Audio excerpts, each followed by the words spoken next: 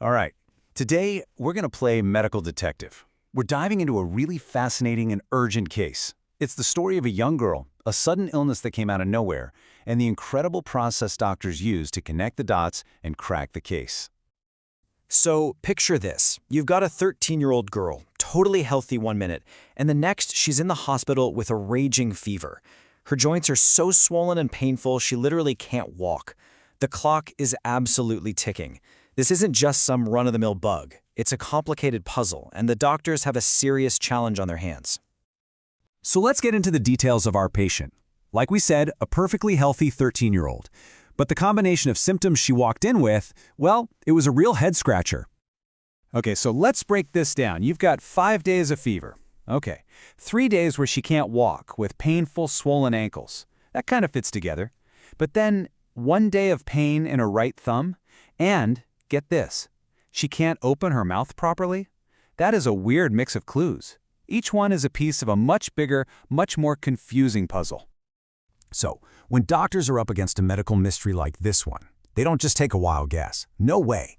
The very first thing they do is create a list of every possible culprit. It's a process they call a differential diagnosis.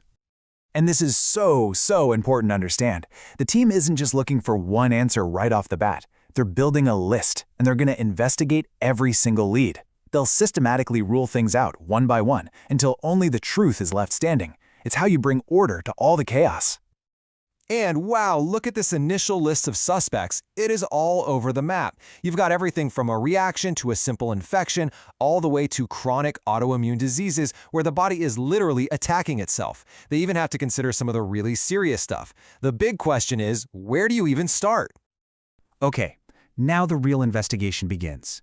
And this is where the classic detective work comes in.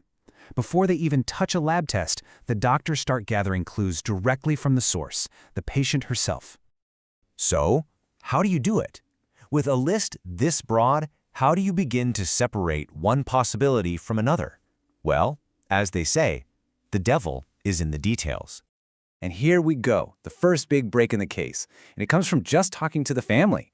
The doctors ask, has she been sick recently? And it turns out, yeah, she had a sore throat and a bit of a cold about 3 weeks ago. Bam!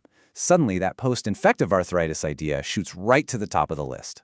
At the same time, she doesn't have any other classic signs of lupus, so that suspect starts to look a lot less likely. And then, during the physical exam, they find another huge clue. Remember how she couldn't open her mouth?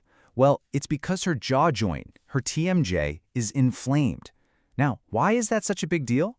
Because one of the scariest things on that list, acute rheumatic fever, almost never involves the jaw. Just like that, with one simple finding, they can confidently cross a very dangerous suspect right off the list. Incredible. Okay, so the patient's history and the physical exam have given them some really strong leads.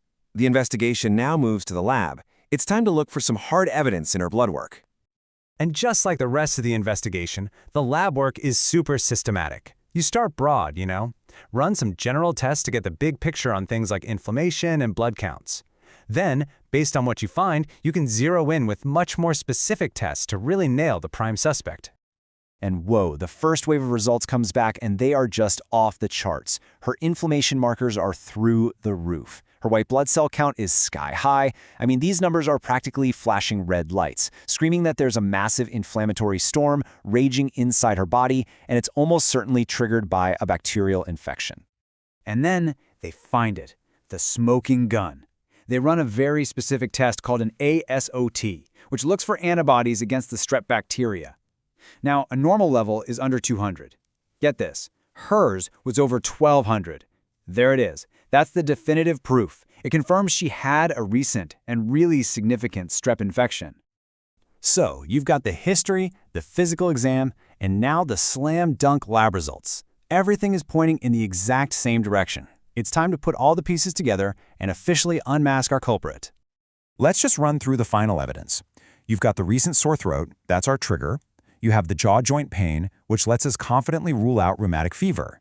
You've got the crazy high inflammation markers in her blood, and finally that ASO test, which is just undeniable proof of a recent strep infection. When you lay it all out like this, the conclusion is crystal clear. And the final diagnosis is post-streptococcal reactive arthritis. Now, here's the really crucial part to get. This wasn't an active strep infection in her joints. Nope, the infection in her throat was long gone. This was her own immune system going haywire. It's like her body won the war against the strep, but then got confused and launched this massive attack on her joints as collateral damage. So, mystery solved. Now the team can switch gears from being detectives to being healers.